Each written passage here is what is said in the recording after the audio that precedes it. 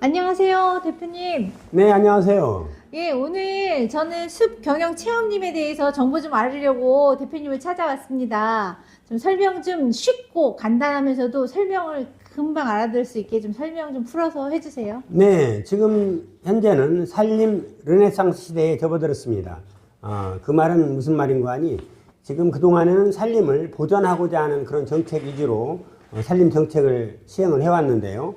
이제는 국민적인 힐링, 건강을 위해서 산림을 이용해서 뭔가 개인들한테도 수익 사업을 보장을 해주고 개인들도 힐링할 수 있는 그런 공간을 마련하기 위한 정책으로 접어들었습니다. 그래서 그 중에 습경영 체험님에 대해서 말씀드리면은 습경영 체험님, 숲속 야영장 등은 법적인 근거는 산림문화와 휴양에 관한 법률에 의한 법적 근거를 가지고 있고요. 앞으로도 이런 숲경영 체험님과 숲속 야영장을 통해서 우리가 수익사업도 할 수 있고 힐링할 수 있는 공간을 마련할 수도 있을 것 같습니다. 대표님, 개인이 설치 가능한 시설 좀 설명해 주세요. 네, 보통 개인들이 그 숲에다가 설치하는 것도 상당히 제약이 많았지 않습니까? 근데 이번에 산지관리법 시행령 12조 2항 1호에 보면은 보통 공익시설로 분류한 개인들이 설치 가능한 시설들이 나열이 돼 있습니다. 보통 공익시설이라고 하면은 국방, 과학, 뭐 지자체, 뭐 전기, 수도 등 공공의 목적을 위해서 그에 한해서만 시설할 수 있는 그런 시설들을 이제는 산림도 개인들이 수익 사업을 할 수 있는 그런 시설도 할 수 있다는 그런 법 취지가 많이 바뀌고 있는데요. 개인들이 설치 가능한 수익 사업을 할 수 있는 그런 시설들을 말씀드리면은 산림 욕장, 치유해수, 그리고 산림 레포츠 시설, 그다음에 지금 말씀드리는 숲경영 체험님, 그리고 목공예실, 숲속 교실, 숲속 수련장, 산림 박물관, 그다음에 산림 교육시설, 그리고 그 상단부에다가 전망대 등 와. 이런 사업을 개인들이 할 수가 있습니다. 굉장히 다양하네요. 그러면 이런 시설들을 할 수 있는데 지역이 어떤 지역에서 할 수 있는지 그것도 설명 좀 부탁드릴게요. 네네. 전에는 산지는 보존산지와 준보존산지로 나누는데요. 그 전에는 캠핑장이나 이런 시설들이 보존산지가 아닌 준보존산지, 준보존산지라면은 보존관리, 생산관리, 계획관리 이런 데서만 할 수 있는데요. 전에는 보존산지에서 할 수 없는 이런 수익사업을 이제는 보존산지 중에 보존산지는 임업용 산지와 공익용 산지로 나눠지는데요. 그중에 임업용 산지에다가 이런 숲경영 체험님을 할 수가 있습니다. 그러면 아무나 뭐 이제 혹시 허가나 무슨 뭐 이런 걸 받을 수 있는 게 있나요? 받아서 해야 되는 건가요? 네, 승인권자를 말씀드리면은 네. 숲경영 체험님은 시장 군수가 인허가권자, 승인권자이고요. 숲속 야영장은 도지사. 그래서 뭐 도지사라면 도하고 특별시, 그다음에 직할시, 그 광역시 이런 데가 그 도지사급이라고 할 수가 있죠. 그래서 숲경영 체험님은 시장 군수가 승인권자라고 할 수가 있습니다. 그러면 대표님 일반 직장 다니는 회사인 뭐 이렇게 아무나 할 수 있나요? 뭐 조건이 있을까요? 네, 이 숲경영 체험님을 조성할 수 있는 자격 요건을 보면요. 우리가 임업진흥법 17조에 따라서 임업 후계자로 선정이 되었어야 되고 또는 독림가로 선정이 된 사람이 산지관리법 제14조에 따라 산림경영계획 인가를 받아서 임대를 해도 괜찮습니다. 임대를 해도 또 소유자가 5헥타르 이상의 산을 5년 이상 경영을 한 실적이 있어야 숲경영 체험님을 신청을 할 수가 있습니다. 네. 그러면 이런 임야나 뭐 이런 데서 한다고 하면은 허가를 받거나 형질 변경을 하거나 뭐 이런 게 면적이 필요하지 않을까요? 어느 정도? 네네.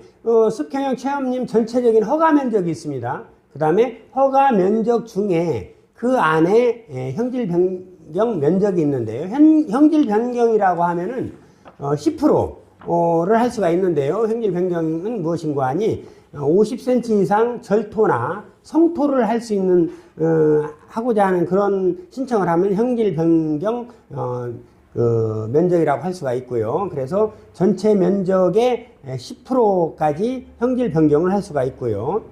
그 다음에 2만 제곱미터를 넘을 수가 없습니다. 2만 제곱미터까지 형질 변경을 할 수가 있습니다. 그 다음에 건축물의 총 바닥 면적의 전체 합계는 5천 제곱미터까지 가능합니다. 그 다음에 개별 건축물은 900제곱미터까지, 900제곱미터면은 270평이죠.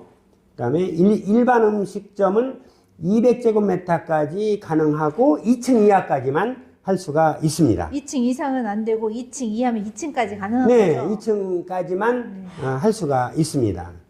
그래서 일반 음식점은 200제곱미터니까 약 60평만 가능하다고 할 수가 있지요. 네네. 그럼 1층 30평, 2층 30평 이렇게 해서 60평이 되는 건가요? 그렇죠.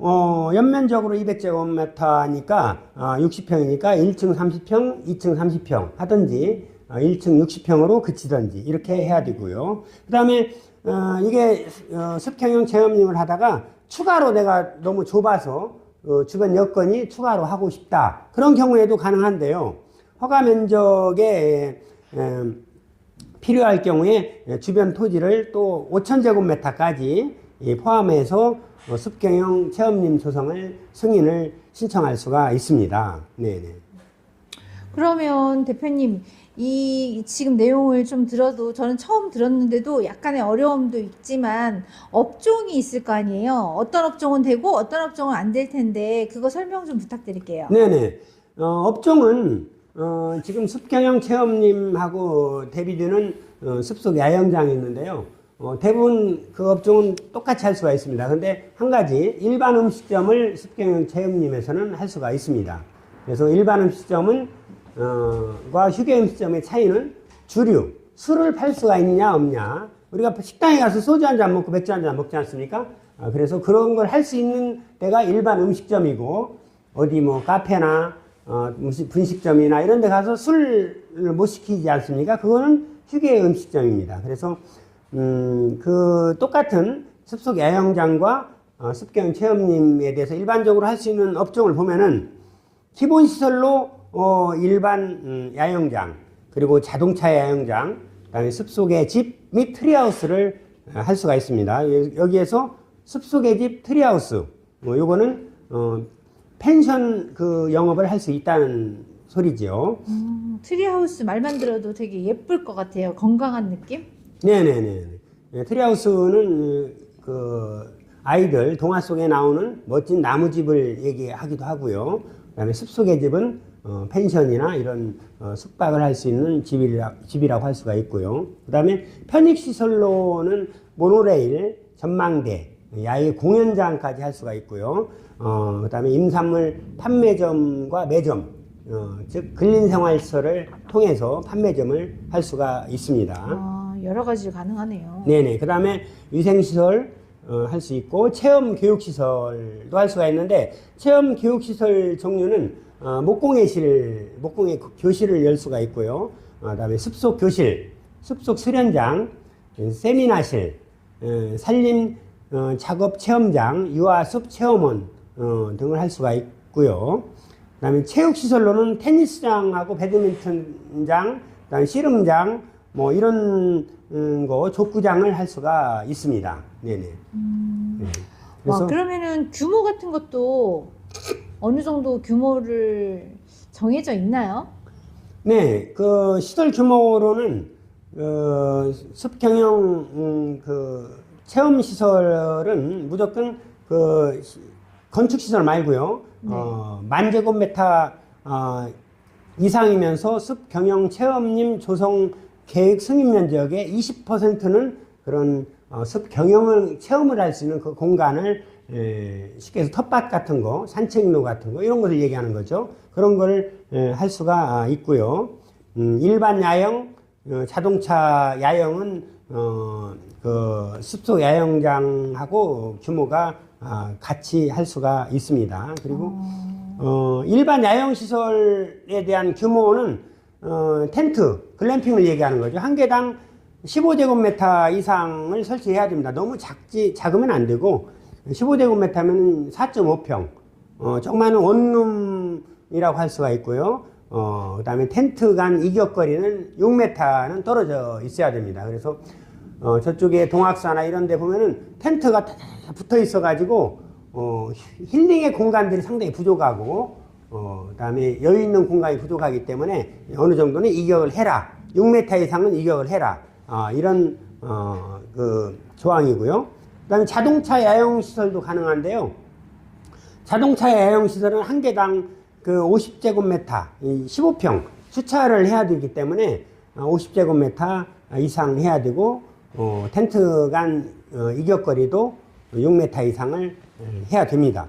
그 다음에 그 아까 말씀드린 그 펜션, 그 숙박, 숲속의 집은 각각의 건축물이 400제곱미터, 60평 이하로 만들어야 되지, 하나 크게, 아주 뭐, 아주 크게 이렇게 단독으로 하는 것은 이렇게 규제를 하고 있습니다. 그러면 대표님이 지금 사시는 곳이 세종시에 사시잖아요. 네네네. 그럼 이런 세종시나 가까운 뭐 청주나 대전, 공주 이런 쪽으로 해서 임야를 사려면 시세는 대략 어느 정도 생각을 하면 될까요? 대표님이 전문가이실 것 같아서 조금 요 말씀을 드려서 불편하셨으면 제가 요거는 빼도 되는데 그래도 전문가이시니까 대략적인 어느 정도 생각을 할 수 있지 않나 싶어서요. 네, 그 아까 말씀드린 대로 농림지역의 임업용 산지는 일반 부동산한테 가서 문의를 하면은 상당히 쓸모없는 땅이라고 이렇게 평가를 해버립니다. 네, 맞아요. 그거는 왜 그러는 거니? 일반 부동산에서는 오로지 주택, 전원주택을 짓냐 못 짓냐 요걸로 가지고 그만한 값어치를 따지기 때문에 별로 농림지역의 임업용 산지는 쓸모가 없다 이렇게 단정을 해버리는데, 이렇게 여태까지 설명해드린 것과 마찬가지로 이렇게 많은 업종을, 많은 수익 사업을 할 수 있는 그런 농림지역 임업용 산지인데도 불구하고 일반인들의 그 인식이 그렇게 낮게 평가를 하기 때문에 우리가 쓰고자 하는 효용성에 비해서 상당히 저평가가 되어 있습니다. 그래서 일반 세종시나 공주시도 평수가 크지 않습니까? 임야는. 그런데 보통 뭐 10,000평, 20,000평 이런 단위이기 때문에 단가는 굉장히 저렴하게 평당 10만 원, 20만 원 이런 상간의 그 대규모 면적을 사서 이런 그 설치 시설을 할 수가 있습니다. 가격은 그렇게 저렴하다 하더라도 단위가 일단 크니까 덩어리가 크기 때문에 부담은 좀 있을 것 같은데, 그렇게 생각하면 또 도로는 어떻게 되나요? 도로는 맹지거나 이렇게 해도 괜찮은가요? 농막 같은 거는 기존에 맹지에도 가능했었거든요. 네, 농막은 그 맹지에도 가능하고요. 근데 이번에 나오는 세류형 쉼터는 그 길이 있어야 됩니다. 그리고 이렇게 숲경영 체험림이나 숲속 야영장은 포장도로가 있어야 되는데 1500평까지 이 허가를 신청하려면은 최소한 4m는 포장도로가 접해 있어야 되고요. 그 다음에 1500평 이상 9000평까지는 최소한 포장도로가 6m까지 설치가 되어 있어야 됩니다. 그래야 허가가 가능하죠. 그러면 대표님 마지막으로 저 하나만 더 물어볼게요. 제가 알기로는 이런 숲 체험 뭐 이렇게 할 수 있는 거, 임업인으로서 할 수 있는 이런 거가 정부에서, 국가에서 대출도 가능하다고 들었거든요. 자기 돈을 조금만 투자를 하고 정부 돈을 보조를 받아서 할 수 있는 방법이 있다고 들었는데 설명 좀 부탁드릴게요. 네, 사업하시는 분들이 뭐 융자 없이 사업을 하기에는 잘 어렵지 않습니까? 그래서 대출을 일으켜서 내가 사업을 하는 건데, 지금 우리가 임업 후계자나 독립가나 이런 분들이 임야를 사고자 할 때는 3억 원까지 대출을 해줘요. 그 다음에 습경형 체험님은 8억 원까지 그 체험 시설을 하고자 할 때는 8억 원까지 저리로 산림청에서 대출을 하는 걸로 알고 있는데, 절이라고 하면 금리가 어느 네, 정도일까요? 저리는 임야를 사고자 할 때는 한 1%, 2% 정도, 그 다음에 그 시설을 하고자 할 때는 3%까지 가능합니다. 그래서 그 습경형 체험님 그 시설을 하는데 무조건 8억 원까지 해주는 게 아니고, 그 거기에 대해서 그 시설에 감정을 합니다. 그래 감정가의 뭐 60%, 감정가의 70% 이런 식으로 해서 감정의 몇 프로 이렇게 해서 대출을 8억 원이 최대 한도니까 그 안으로 할 수가 있다는 말입니다. 대표님 오늘 좋은 정보 정말 감사합니다. 마지막으로다가 저희가 이제 숲 체험 경영님이나 뭐 산림 쪽이나 임업인이나 이런 사람들한테 인사 한번 그냥 마무리 한번 해주시고요. 저희가 궁금한 점 있으면 대표님께 연락을 드려서 좀 문의해도 될까요? 네네.